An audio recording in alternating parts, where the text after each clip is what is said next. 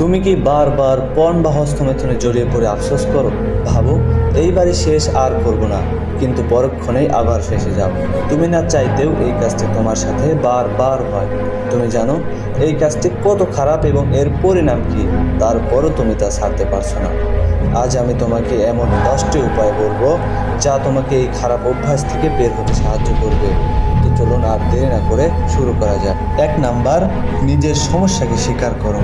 তুমি এটা মেনে নাও যে তুমি ভুল পথে আছো এবং নিজের কাছে প্রতিজ্ঞা করো যে তুমি এই অবস্থা থেকে বের হয়ে আসবেই। 2 নাম্বার, নিজের ট্রিগারগুলো চিনে ফেলো।